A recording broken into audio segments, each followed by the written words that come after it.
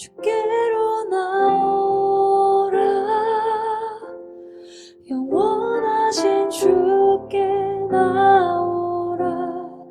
내 죄까지 끌어안으시는 변함없으신 나의 주. 수치와 죄로 덮인 나의 삶, 노력을 해봐도 벗어지지 않네. 하나님께서 오늘도 은혜로 새날을 허락해 주셨습니다. 우리 그네에 감사드리며 사도신경으로 우리의 신앙을 고백하심으로 10월 25일 아침 첫 시간을 하나님께 올려드리겠습니다. 나는 전능하신 아버지 하나님, 천지의 창조주를 믿습니다. 나는 그의 유일하신 아들 우리 주 예수 그리스도를 믿습니다. 그는 성령으로 잉태되어 동정녀 마리아에게서 나시고 본디오 빌라도에게 고난을 받아 십자가에 못 박혀 죽으시고 장사된 지 사흘 만에 죽은 자 가운데서 다시 살아나셨으며 하늘에 오르시어 전능하신 아버지 하나님 우편에 앉아 계시다가 거기로부터 살아있는 자와 죽은 자를 심판하러 오십니다. 나는 성령을 믿으며 거룩한 공교회와 성도의 교제와 죄를 용서받는 것과 몸의 부활과 영생을 믿습니다. 아멘. 오늘 새벽에 하나님께서 우리에게 주시는 말씀은 사무엘상 14장 1절에서 7절까지의 말씀입니다.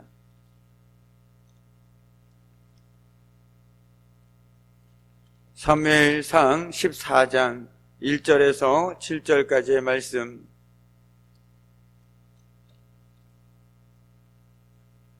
우리 이 말씀을 한 절씩 교독하도록 하겠습니다. 하루는 사울의 아들 요나단이 자기의 무기들 소년에게 이르되 우리가 건너편 블레셋 사람들의 부대로 건너가자 하고 그의 아버지에게는 아뢰지 아니하였더라.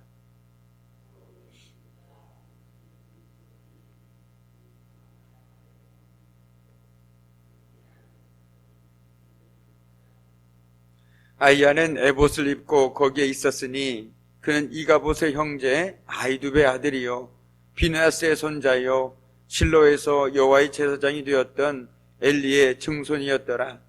백성은 요나단이 간 줄을 알지 못하니라.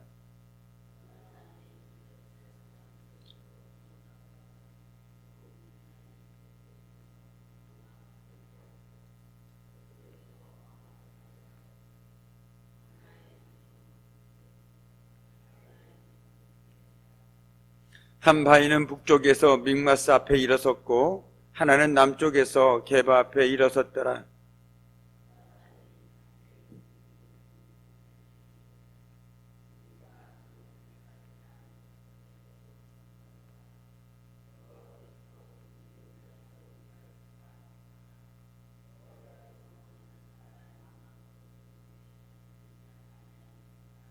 함께 읽겠습니다. 무기를 든 자가 그에게 이르되 당신의 마음이 있는 대로 다 행하여 앞서가소서. 내가 당신과 마음을 같이하여 따르리이다. 아멘. 참으로 고마우신 아버지 하나님, 하나님께서는 변함없는 사랑과 은혜로 저희들을 붙들어 주셨기에 지난밤에도 저희들에게 평안한 쉼과 회복의 은혜를 허락하여 주셨으며 오늘도 귀한 새벽 하나님의 말씀과 기도를 시작할 수 있도록 은혜를 베풀어 주셨나이다. 오늘도 하나님의 귀한 말씀이 저희들의 삶 가운데 생명의 말씀과 능력의 말씀, 치유와 회복의 말씀으로 임할 수 있도록 오늘도 하나님께서 선포되실 말씀 가운데 친히 임하여 주시고 또한 저희들의 전심으로 주님 앞에 부르짖을 때마다 저희들의 간구가 하늘의 상달됨을 통해서 하나님께서 부어주시는 응답을 누리며 살아가는 제대 믿음의 삶과 복된 삶 될 수 있도록 하나님께서 은혜 내려 주옵소서.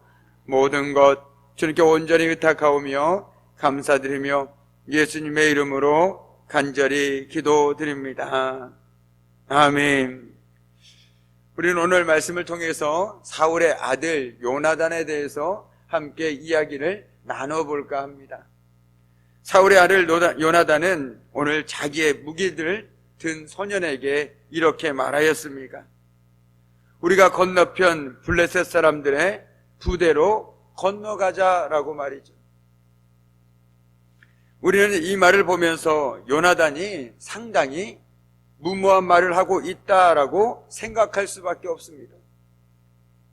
앞서 말씀에서도 블레셋은 바다의 모래같이 많은 군대들이 모여 있음을 성경은 기록하고 있었습니다. 그런데 단 둘이서 지금 블레셋 군대에게 건너가자라고 얘기하고 있는 요나단을 보면서 아마 대부분의 사람들은 그가 만용을 부리고 있다라고 생각할 수도 있다라는 것이죠. 단둘이에서 적진에 뛰어들겠다니 제정신이라고 말할 수 있는 사람이 과연 누가 있겠습니까? 그리고 그들을 보면 오직 요나단만이 무기를 들고 있습니다. 그러나 요나단의 이 말은 만용도 아니요 헛된 영웅심에서 비롯된 것도 아니었으며 더욱이 결코 무모함도 아니었습니다. 우리는 그 이유를 오늘 6절 말씀에서 찾아볼 수가 있습니다. 우리 6절 말씀을 다시 한번 함께 읽도록 하겠습니다. 요나단이 자기의 무기들 소년에게 이르되 우리가 이 할례 받지 않은 자들에게로 건너가자. 여호와께서 우리를 위하여 일하실까 하노라. 여호와의 구원은 사람이 많고 적음에 달리지 아니하였느니라. 아멘. 참으로 귀한 말씀과 귀한 믿음의 고백이 아닐 수 없습니다. 우리도 비록 오늘 요나단과 삶의 모습과 상황들은 다를 수 있다라는 것이죠. 그런데 저와 여러분에게도 하나님께서는 오늘 이 새벽에 동일한 믿음의 고백으로 살아가길 원하고 계시다라는 것을 우리는 기억해야만 하는 것입니다. 오늘 요나단은 하나님께서 우리를 위하여 일하시면 여호와의 구원은 사람의 많고 적음에 달려있지 않다라고 분명하게 고백하고 있습니다. 우리 역시 이 고백에 비추어서 오직 여호와의 구원은 우리가 가진 것에, 내 능력에, 내 재물에 달려있지 않다라고 고백할 수 있다는 것이죠. 이것이 바로 믿음의 사람들의 삶의 고백이요 삶의 모습일 수밖에 없다는 것입니다. 그러니까 오늘 요나단이 블레셋 적진에 갈 수 있었던 것은 바로 이 믿음의 근거에 있기 때문에 가능했다라는 것입니다. 비록 우리 둘이 함께하는 것 같지만 우리 뒤에는 하나님께서 함께 하시고 하나님의 천군 천사와 천만대군이 함께 하신다라면 그 무엇도 감당하지 못할 일이 없음을 그는 고백하고 있는 것이죠. 비록 자기 홀로 적진으로 간다고 할지라도 하나님이 함께 하신다라면 능히 이길 수 있다라고 확신하고 있는 것입니다.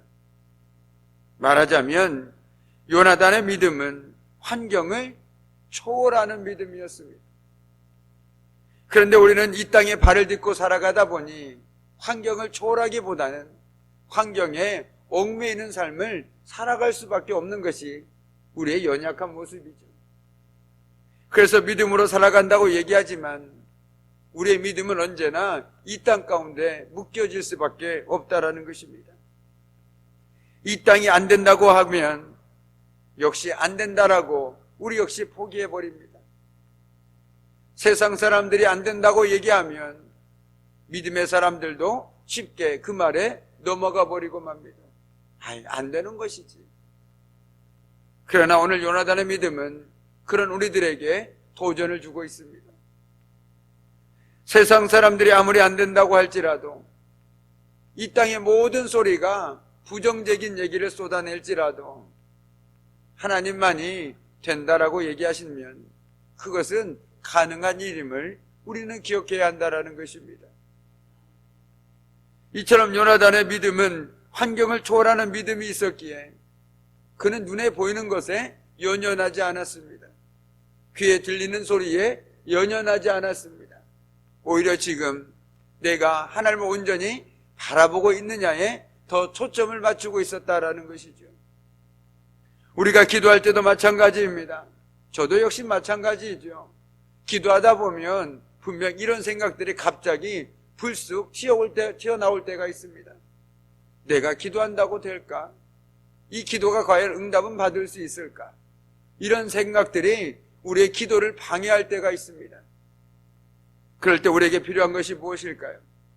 바로 오늘 요나단과 같은 이 믿음이라는 것입니다. 내가 기도할 뿐이지 내 기도가 기도의 응답을 결정지을 수 있는 것은 결코 아니라는 것입니다. 나는 그저 하나님께 전심으로 나의 상황과 나의 마음을 쏟아놓을 뿐, 기도의 응답은 철저하게 하나님께 있음을 믿음으로 고백할 수 있다라면 사도 바울의 권면처럼 우린 쉬지 않고 기도할 수 있는 충분한 이유가 있지 않겠습니까? 오늘 요나단의 믿음을 비추어서 우리의 삶을 비춰볼 수 있기를 원합니다. 혹시 나는 오늘도 살아갈 때 믿음으로 살아가면서 눈에 보이는 것들과 또는 주변 사람들의 말에 쉽게 넘어가 버려서 하나님을 바라보기보다 그들을 더 의지하고 살아가고 있지는 않은지 한 번쯤 되돌아보아야 할 중요한 시기에 서 있다라고 저는 생각합니다. 그런데 여기 요나단과는 사뭇 다른 또 한 사람의 모습이 성경에 비춰지고 있습니다. 그의 아버지 사울이었습니다. 당시 사울은 군사들이 겨우 600명밖에 남지 않았습니다. 그래서 그는 대단히 의기소침해 있었습니다. 이 600명 가지고 어떻게 블레셋 사람들을 이길 수 있을까? 그는 그래서 기부와 변들에 머물면서 비록 지키고 있기는 하지만 승리에 대한 확신은 갖지 못했습니다. 그리고 그의 곁에는 제사장 아히야가 에봇을 입고 있었지만 그조차도 별 도움이 되지 못했습니다. 한마디로 사울은 전의를 완전히 상실한 상태였습니다. 그는 하나님의 도움은 전혀 기대하지도 않았습니다. 그의 신앙은 그처럼 형식적인 것이었고 때문에 위기의 순간에 하나님을 바라볼 수가 없었다라는 것이죠. 조금 전에 말씀드린 것처럼 사울 곁에는 바로 제사장이 있었습니다. 그 위기의 시간에 그는 하나님께 부르짖고 하나님의 도우심을 구하는 것이 너무나도 당연하건만 그는 환경에 종속되어서 그것조차 할 수가 없었습니다. 내가 기도한들 하나님께서 응답하시리라. 하나님께서 이 상황 가운데 어떻게 우리를 도울 수 있을까? 아예 생각조차 하지 못했다라는 것이죠. 바로 옆에 에봇을 입은 제사장이 있음에도 불구하고 말입니다. 그러나 사울의 아들 요나단은 그의 아버지와 같지 않았습니다. 요나단의 신앙은 바로 살아있는 믿음이었습니다. 그러나 사울의 믿음은 죽은 믿음이었습니다. 죽은 믿음은 생명력이 없습니다. 살아있는 믿음은 생명력이 있습니다. 저와 여러분도 살아있는 믿음으로 살아간다라면 저와 여러분의 주변에 생명력이 움틀 수밖에 없다라는 것이죠. 나의 생명력이 내 주변에 퍼져서 누군가에게 다시금 믿음의 생명력으로 돌아올 수밖에 없다라는 것입니다. 그러나 내 믿음이 죽은 믿음이라면 내 주변은 영적으로 죽어갈 수밖에 없습니다. 죽겠다, 못 살겠다 이런 말들로 내 입술을 채워간다라면 내 주변에는 늘 그런 말들만 쏟아내는 사람들이 모여들 수밖에 없다라는 것이죠. 그러나 반대로 어떤 상황 속에서도 하나님께서 함께 하시면 이 모든 상황들도 아무것도 아니다. 오히려 하나님의 은혜에 감사하고 하나님을 찬송하는 삶을 살아간다라면 그 사람 주변에는 그런 사람들밖에 모일 수밖에 없다라는 것이죠. 바라기는 오늘 새벽에 우리 모두에게 살아있는 믿음으로 우리 주변에 믿음의 생명력이 차고 넘쳐나기를 주님의 이름으로 간절히 소망합니다. 아멘. 어찌되었든 그는 하나님께서 함께 하신다라면 군사의 수나 싸우는 무기가 중요한 문제가 아니었습니다. 그러므로 그는 무기를 든 소년과 단둘이서 적진으로 뛰어들어갈 수 있었지요. 요나단의 신앙은 환경을 지배받는 신앙이 아니었습니다. 내 환경이 어떠하든 하나님이 함께 하시면 그것만으로도 충분했다라는 것이죠. 우리는 이러한 신앙을 여호수아와 갈렙에서도 발견할 수 있죠. 이스라엘 백성들은 광야의 그 긴 어려운 시간들을 통과한 후에 드디어 가나안 접경 지역인 가데스 바네아에 이르게 되었습니다. 그리고 그곳에서 12명의 정탐꾼을 가나안 땅에 보냈습니다.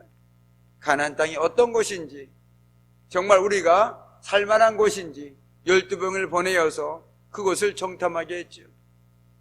그런데 정말 중요한 것은 이 12명은 무작위로 선택한 사람들이 아니라 나름 지파 중에서 믿음이 있고 그리고 나름대로 존경받는 사람들이었을 것입니다.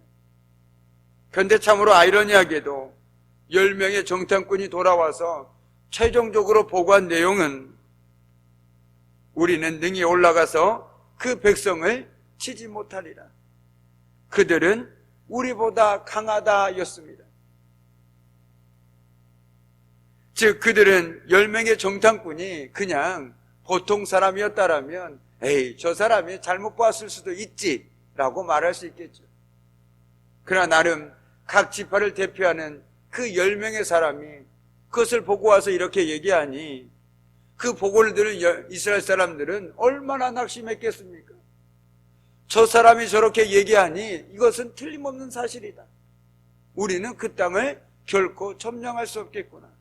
그래서 그들은 뭐라고 얘기합니까? 우리가 다시 애굽으로 돌아가자라고 얘기합니다. 저는 이 말씀을 보면서 이런 생각을 합니다. 나름대로 신앙 안에서 내가 바로 섰다라고 생각하는 사람들의 말 한마디 한마디가 얼마나 중요한지 새삼 깨닫게 되어진다는 것이죠.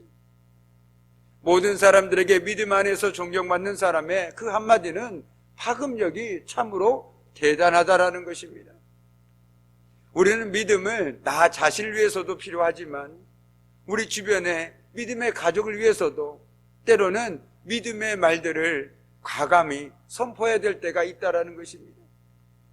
내가 삶의 어려움이 있을 때 정말 죽겠다, 못 살겠다라고 얘기했을 때 평소 누군가가 그 사람을 보면서 나도 저 사람처럼 신앙생활하고 싶다라고 생각했던 사람이 있다라면 그 사람은 그 모습을 보고 오히려 낙심할 수밖에 없지 않겠습니까? 그러므로서 저는 그렇게 생각합니다. 우리가 교회에서 직분을 줄 때 그냥 무작위로 주지 않지 않습니까? 직분이라는 것은 그것을 감당할 만하고 또한 모든 신앙적인 면에서 모범이 되는 분들에게 당회를 거쳐서 그리고 기도한 후에 직분을 주게 되어집니다. 그러니까 직분을 맡은 사람들에게는 다른 무엇보다도 누군가에게 내 말 한마디가 그만큼의 영향력이 있다는 것을 우리는 분명히 기억해야 한다는 것이죠. 그래서 참 안 좋은 얘기지만 가끔 이런 얘기들을 우리는 세상에서 듣지 않습니까? 어떻게 장로가 그럴 수 있느냐? 어떻게 권사라는 분이 그럴 수 있느냐라는 것은 장로라는 직분에, 권사라는 직분에 그만큼 기대값이 있기 때문에 그렇다라는 것입니다. 적어도 장로라면, 적어도 권사라면 이렇게 살아서는 안 되지 않느냐라는 생각들이 있기 때문에 그렇다는 것입니다. 오늘 10명의 정탐꾼 역시 마찬가지 아닙니까? 그들에게는 이스라엘 백성들에겐 기대값이 있었습니다. 적어도 저 사람들은 정확히 보았을 것이다. 믿음이 있으니 그들이 헛된 것을 보고 오진 않았을 것이다 라고 생각했습니다. 그래서 그들의 말이 그들에게는 정말로 크게 다가올 수밖에 없었죠. 그런데 다행히도 그 중에 2명, 여호수아 갈렙만은 달랐다라는 것이죠. 그들은 이렇게 말했습니다. 우리가 곧 올라가서 그 땅을 취하자. 능히 이기리라 라고 말입니다. 어찌 그뿐입니까? 그들은 또 말했습니다. 그 땅 백성을 두려워하지 말아라. 그들은 우리 밥이다 라고 말했습니다. 똑같은 것을 보고 똑같은 상황에 처했지만 10명과 2명이 대답은 너무나도 달랐다는 것입니다. 즉 그들은 다른 정탐꾼들과 동일한 상황을 목격하였지만 보는 눈이 달랐다는 것입니다. 그런데 여기서 주목할 것은 10명은 결코 거짓말을 하지는 않았습니다. 있는 그대로 보았습니다. 사실입니다. 그들이 본 것은 사실입니다. 그러나 안타깝게도 그들은 보이는 대로 보았을 뿐이고 여호수아와 갈렙은 믿음의 눈으로 보았다는 결정적인 차이가 있었다라는 것이죠. 우리 역시 세상 사람들과 동일한 삶을 살아가지 않습니까? 그런데 우리와 그들과 결정적인 차이가 있다라면 보이는 대로 보느냐, 믿음의 눈으로 보느냐에 차이가 있다라는 것입니다.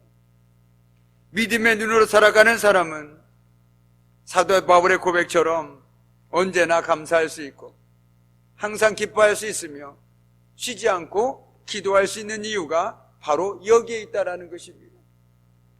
내가 보는 눈은 참으로 안타깝고 절망뿐이지만 그래도 하나님께서 함께 하시면 이것쯤이야 아무것도 아님을 알기에, 또한 이 상황 가운데 하나님의 분명한 뜻이 있음을 알기에 오히려 그 상황 가운데 하나님께 감사의 고백 올려드릴 수 있고 찬양할 수 있으며 하나님께 기도할 수 있음이 우리의 삶이라는 것입니다. 바로 하나님의 눈으로, 믿음의 눈으로 본 까닭에 우리는 그렇게 확신에 찬 말을 할 수 있고 그런 삶을 살아갈 수 있다는 것이죠. 그러므로 우리 역시 주변 환경으로 인해서 마음이 약해지거나 의기소침해할 필요가 전혀 없다라는 것입니다. 왜냐하면 우리가 늘 고백하는 것처럼 임마누엘 하나님께서, 여호와일의 하나님께서 저와 여러분의 삶 가운데 함께하고 계심을 믿지 않으십니까? 정말 그 하나님을 믿는다라면 오늘도 우리는 어떤 상황 속에서도 힘내어서 오히려 웃으면서 감사하며 살아갈 수 있는 그 삶을 살아갈 수 있는 것 아니겠습니까? 우리가 믿음을 가지고 전진하면 하나님께서는 그것을 가능하게 하실 것입니다. 그러므로 이후로는 시시각각 변하는 주변 환경 때문에, 그리고 사람들의 말에 매몰되는 성도가 아니라 초월적인 믿음을 가지고 언제나 어디서나 하나님만을 바라보고 그 하나님께서 일하실 것을 기대하며 살아갈 수 있는 저와 여러분이 되기를 주님의 이름으로 간절히 축복합니다. 아멘. 하늘에 계신 우리 아버지의 이름을 거룩하게 하시며 아버지의 나라가 오게 하시며 아버지의 뜻이 하늘에서와 같이 땅에서도 이루어지게 하소서. 오늘 우리에게 일용할 양식을 주시고 우리가 우리에게 잘못한 사람을 용서하여 준 것 같이 우리의 죄를 용서하여 주시고 우리를 시험에 빠지지 않게 하시고 악에서 구하소서. 나라와 권능과 영광이 영원히 아버지의 것입니다. 아멘. 오늘 이 새벽에도 저는 믿습니다. 우리가 한 목소리로 한 마음으로 함께 기도함이 큰 힘이 될 줄 믿습니다. 우리 그 믿음으로 오늘 하나님 앞에 기도하고 모였네 함께 주